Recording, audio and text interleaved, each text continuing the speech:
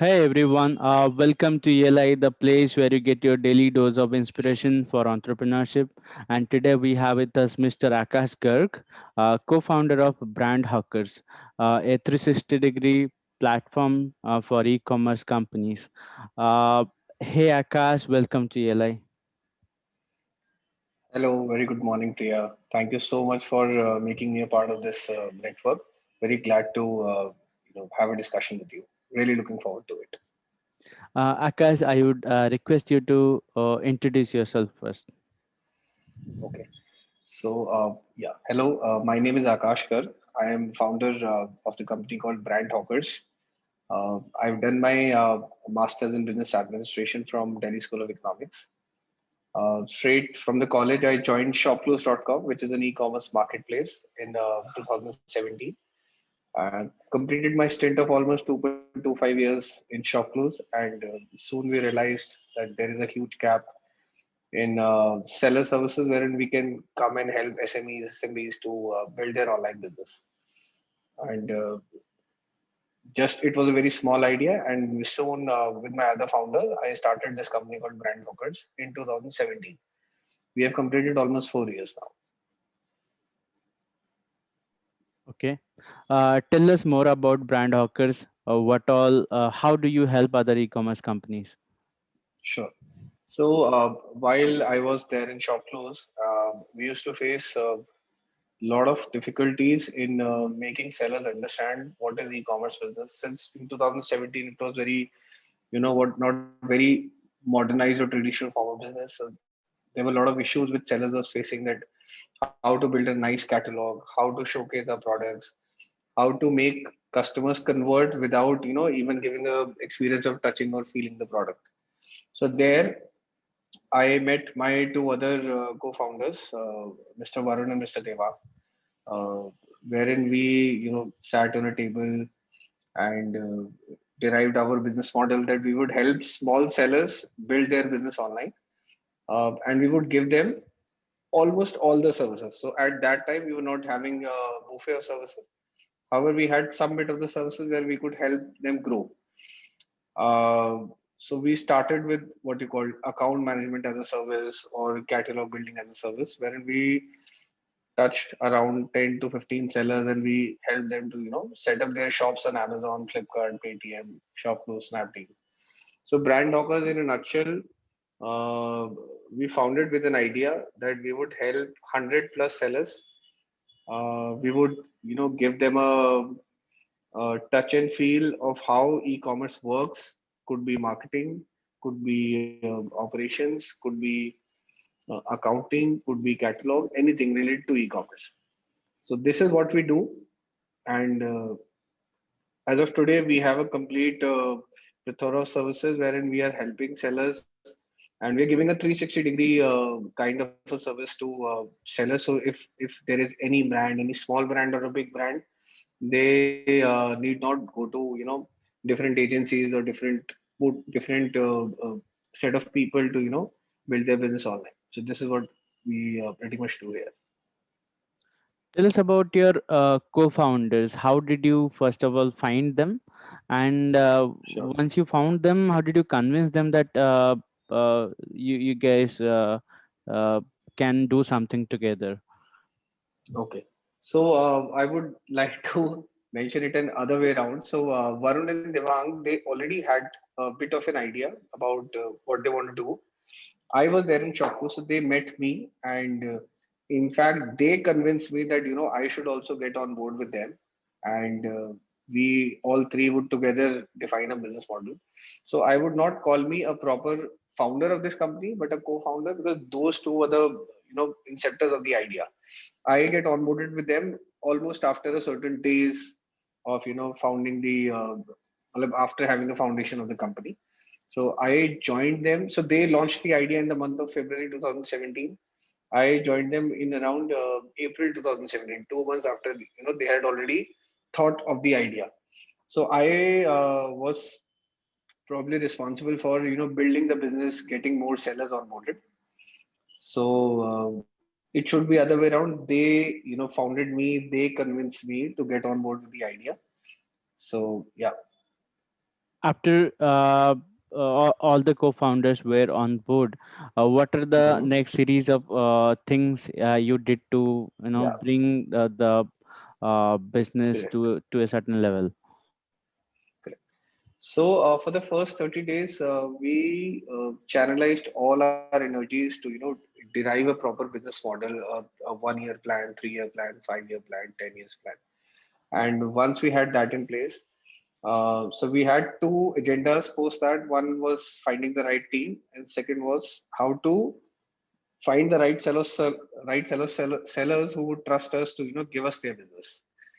So I was responsible for finding the sellers, and the other two founders were building the team.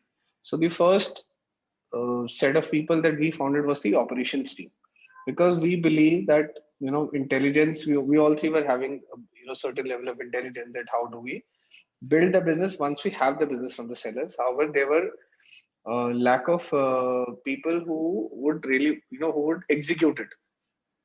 So we hired graduate level people, and we literally trained them day and day night that what is the e-commerce market, how does the backend operations work.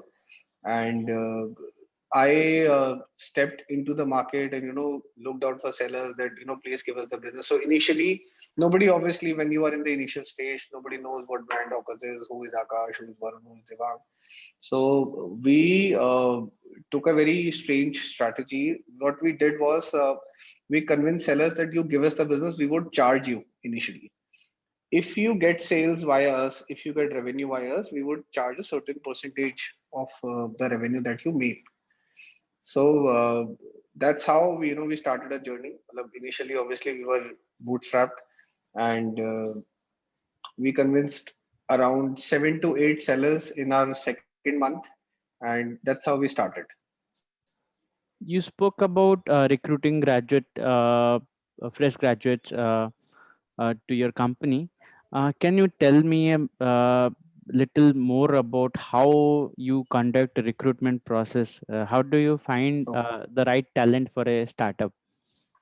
right. So one thing which was common in all the three founders was that we never hired anybody in our careers when we were in our jobs.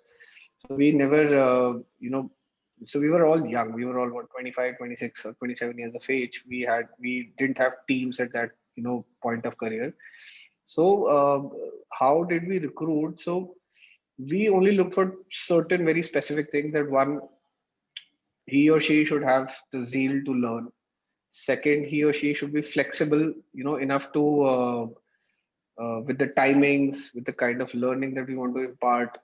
And the third thing was that he or she should have a long-term, orientation with the idea. So anybody we hired, we till now also when I do the hiring, I look for one very common thing, which is the one very basic thing, that that person should resonate with the idea that what we are giving.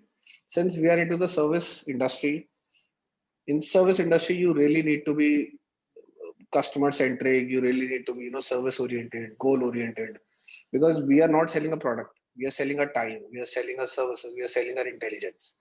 So you really need to resonate with the idea that what we are building, and you should be onboarded with the idea for a very longer horizon. The goal should not be short term. Speaking of long horizon, can you tell us what is the vision of the company? What you guys are building in a long term? Correct. Okay. So before getting into the long-term vision, so what we initially started was a service management company, wherein we're going to manage certain accounts. We're going to do account management as a service. However, during the evolution of the idea and the industry, and as of today, you can see that after this pandemic, e-commerce or the digital space has boomed a lot. So our the basic crux of the vision remain being the same. However, our idea of building a e-commerce agency has been quite evolved. Now we see ourselves as a consulting agency, wherein we are not only giving time, we are also giving a lot of intelligence to SMEs and SMBs, so that their learning curve for e-commerce becomes shorter. So let's say, to explain this, let's say if there is a brand who wants to do business online, he or she or the founders of the brand would typically take 3 to 4 months to understand that how e-commerce functions. However, with us, that learning curve or that journey becomes shorter to at least 50 to 60%. That's how we save time and money for them also. So the longer horizon is we want to become a global consulting agency, not only for the Indian brands but for the global brands also, both ways. So we are now into a phase where we're launching a lot of international brands in the India market. We have brands from Germany, Italy, Middle East, certain 2 or 3 brands from the American market also. And the next step would be that we also would like to take Indian brands to the global markets also. So the horizon or the vision of the company is that we want to become a global agency wherein we give 360-degree management services to both Indian and global brands, wherein they can do business they can do borderless business in the international dimensions. Tell us a bit about your customers or your clients. What kind of challenges or pain points do they face, and when do they come to you for solving those challenges? Right. So there are a lot of pain points when it comes to online. So for you or I as a customer, we see it very normally that we go to, let's say, Amazon, we search for, let's say, orange t-shirt that you are wearing. We look for products which are there on page one, two, or three. If it satisfies my price point, if it satisfies my quality requirements, we go and buy the product. However, there is lot of backend activities that has taken place while converting a customer. So the major challenges that any seller would face to begin with would be the catalog, how to design a catalog, how to you know showcase your products, how to get a shoot done. Let's say if you are a t-shirt seller, how would you look for agencies who can do a photo shoot, who can do a good photo shoot, who can do a photo shoot which satisfies the compliance of, let's say, Amazon or Flipkart or Myntra, because everybody has different set of guidelines. Right. And if you have to, comply with all the guidelines, it would require a lot of time, efforts, and investment as well. So the number one challenge that sellers face these days is the how to define a right catalog. For electronics, if you could see, if you are an e-commerce shopper, you would see there are a lot of videos now coming up with the electronics brand. So how do you make those videos? You cannot have everything in-house. So that's where agencies come. And because of the economies of scale, sellers reach out to us. The second pain point is how to get sales. You have now a catalog in place. You're now there on Amazon or Flipkart or Mitra. But how to be there on page one, two, or three? How to get more sales? How to get people know about your brand? So the second pain point is advertising. And then the third or the last pain point would be managing the entire backend ecosystem. So it could be operations, it could be accounting issues that sellers are facing.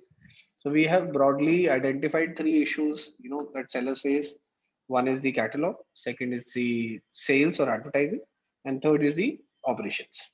And that's how we have defined our business model around it as well.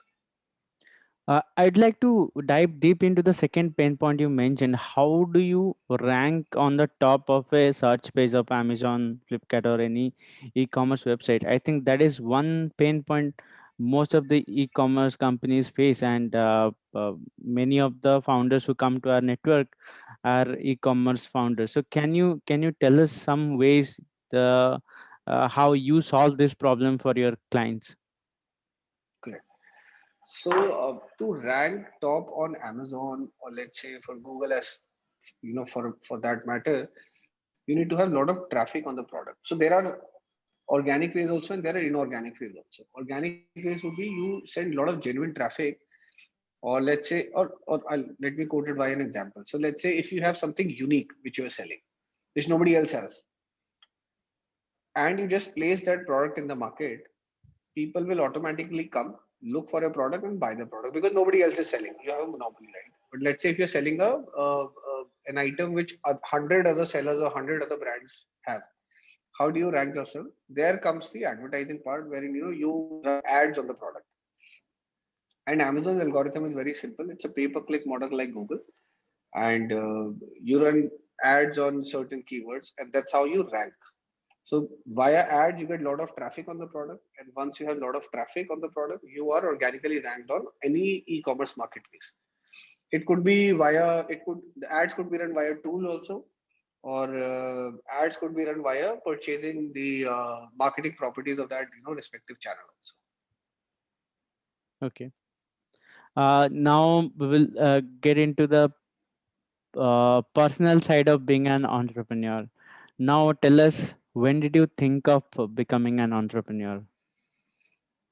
Okay, so I was at a very crucial stage of my life. I was about to get married in 4 to 5 months in 2017, and just after that Roka ceremony is done, just before that, in fact, I decided to quit the job and take up entrepreneurship. I myself come from a family business background, so I had that entrepreneurship.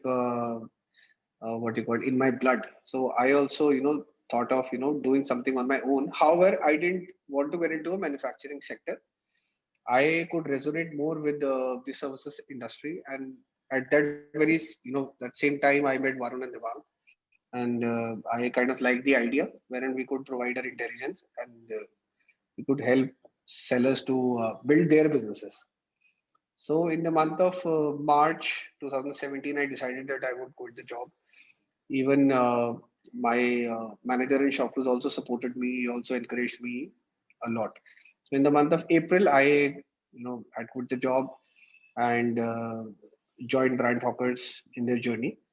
And I it took me a lot of efforts to convince my family, my friends, and it took me almost 3 to 4 weeks, because at that point of time I not only had to convince my parents, but I also had to convince my in-laws also Right. that that I want to take up entrepreneurship. And at the end, they all kind of supported me. Okay. Uh, Tell us about your challenges. What all challenges you have faced while becoming an entrepreneur and after you have become an entrepreneur? Right.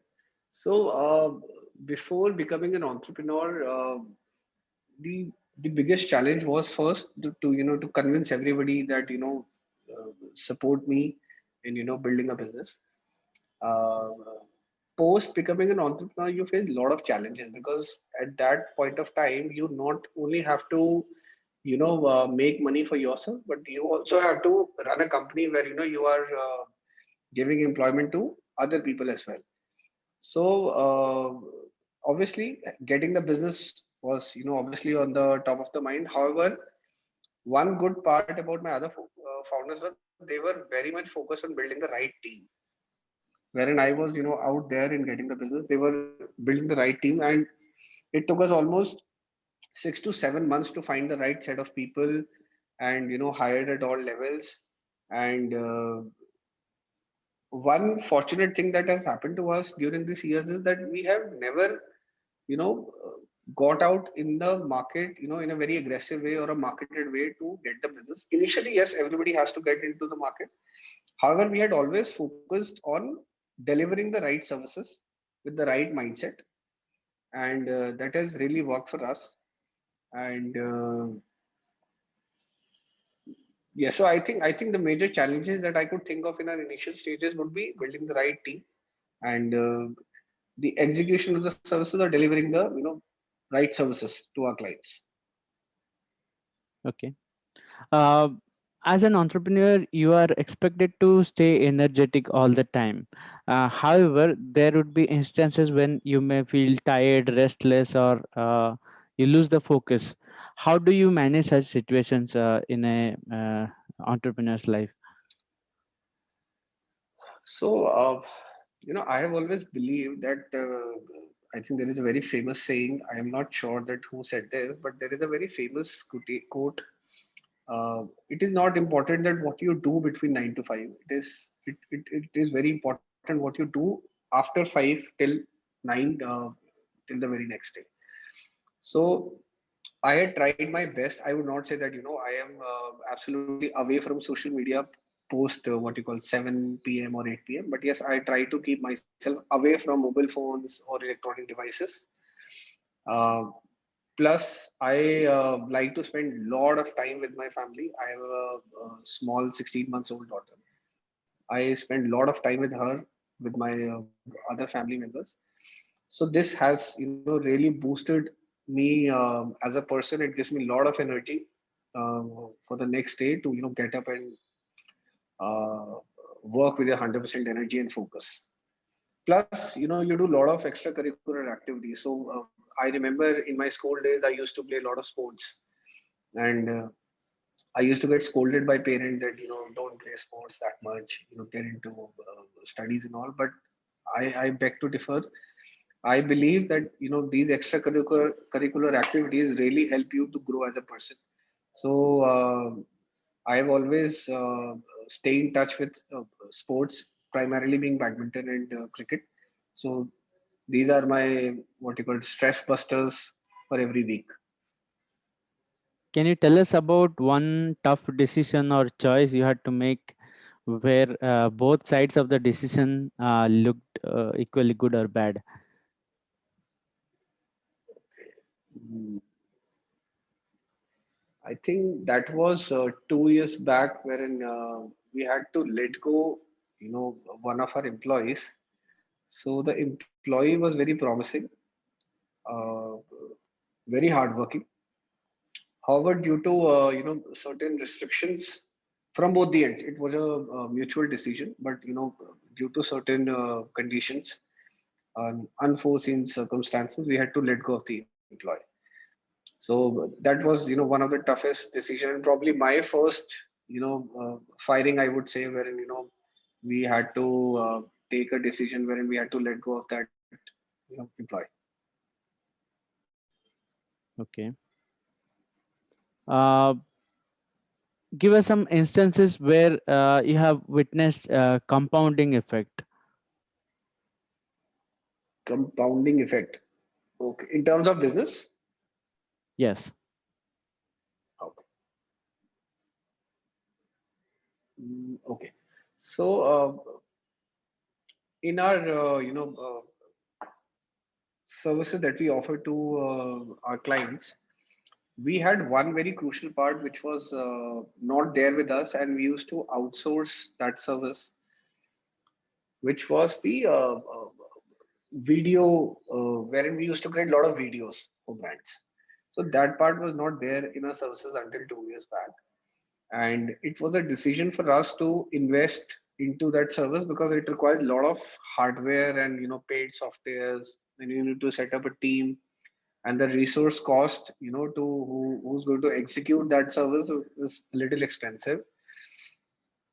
However, so I consulted my father to take a call on that, and he kind of didn't like the idea to invest at that point of time.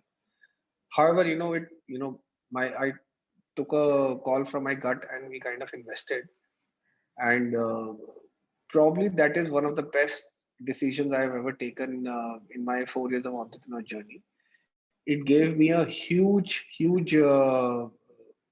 what you call compounding effect that we are talking about, and we get now it is one of my most profitable service area, wherein we get lot of brands who are looking to get their services. So we not only get services of making videos, we also get their complete e-commerce, business wherein we take care of the entire ecosystem.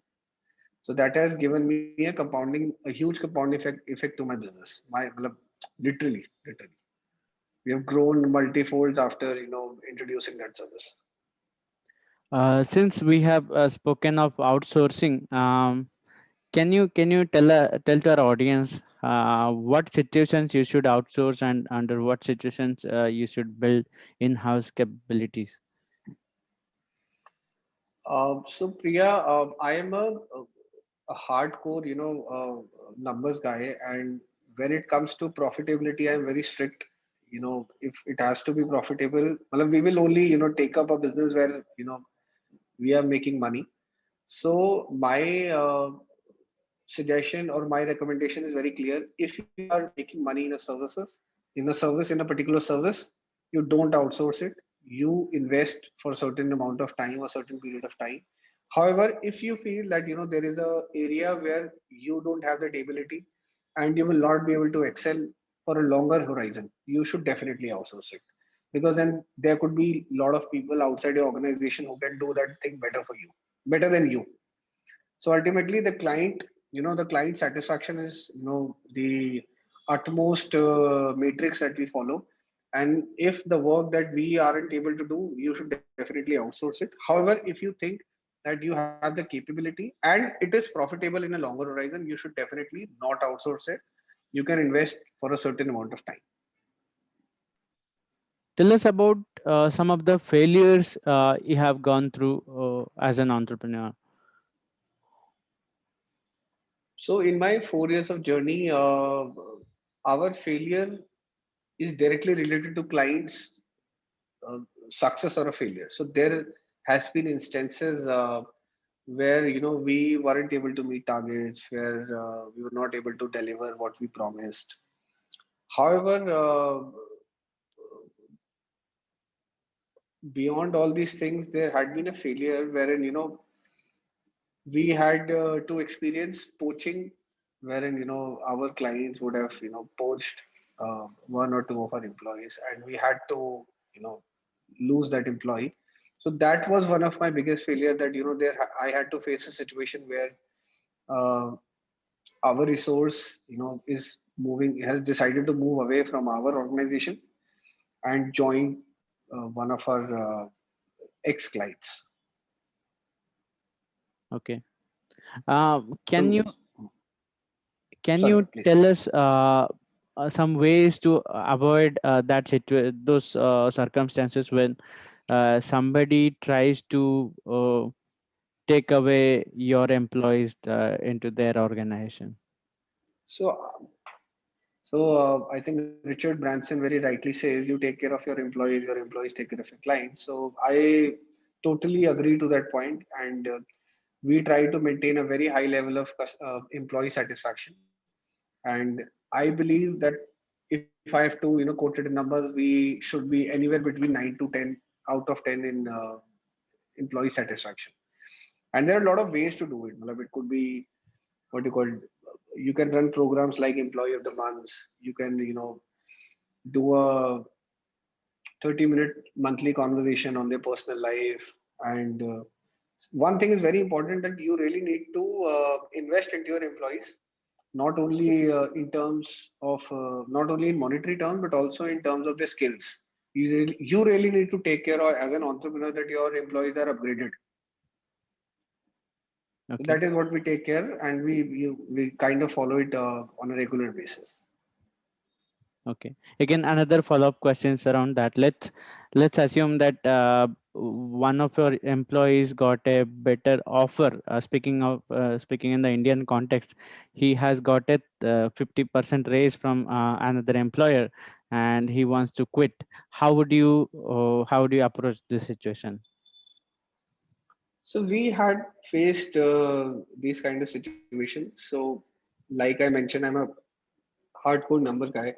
So if that kind of raise is affordable to the company, we had matched it in our previous experiences, and in some cases we had to let go of that employee, because sometimes, because I know my business, I know my numbers, so I know that I would be able to you know uh, afford that those kind of figures for a longer horizon or not. And I also I have a very firm belief that, let's say, if an employee has made up a mind, if he or she has feel the need to reach out to another employer, so that means there is something that is lacking from our end, that we are not able to motivate them enough. So it makes sense to kind of not do a harder negotiation, but kind of understand that what was lacking from our side or within the company, and you can probably take that feedback and put it into the system, so that you don't feel that instance again. What is the meaning of entrepreneurship to you? You asked it very simply. But so there is no, in my opinion, there are no certain or exact words that we can put it to a definition of entrepreneurship. But I very simply say that entrepreneurship is more like fulfilling your dreams via, it could be a small, a tea seller. He or she could be a tea seller also. He or she could be a multi-millionaire also. He or she could be running a team of two people also. He or she could be running a team of 1,000 people also. So entrepreneurship is nothing but to fulfill your dream, follow your passion via economic or monetary, measures or methods. Okay, that is an interesting definition. Uh, Coming to the last part of our discussion, tell us about the learnings you have had so far as an entrepreneur, which our listeners can take away and apply in their entrepreneurial journey. Right. So, Priya, so one thing, it was very clear in our minds initially that when we were devising our business idea, that what business we want to get into, how will our services look like, we always had that one aim, that is profitability. So we had always, run after profitability, not obviously being customer satisfaction again being the utmost metric. However, we have always hunt for profitability. We were looking for clients wherein we can make money for them, and in return of that, we can also make money with them. So we have believed that if our client is making money, then we will also make good money. So the learnings that we had, we have imbibed or we have learned during our course of journey, that invest into the business. Yes, it is very critical to invest into the business, and investment not in terms of money. It requires investment in terms of your time, your passion, your brain focus, energy. You have to do a lot of sacrifices, but then your vision or goal, what you are trying to build, should be very clear. And that goal cannot be achieved in, let's say, 2 months, 6 months, or overnight. It will be achieved in certain let's say a few months or years, but then that has to be very clear. The goal or vision of the company or an individual should not be what you call translucent or opaque. It should be very crystal clear that I want to hunt for this goal. It could be personal growth also. It could be profitability also. It could be, expanding your offices, expanding your continent, expanding your territories. But then that has to be very clear. So one thing that anybody or everybody who is starting up should, take a note that my goal or vision has to be very clear. I have to invest into the business. I have to invest my time, my passion, my what you call, he or she has to do a lot of sacrifices. Vision should be clear, and the third and most important thing, hunt for profitability.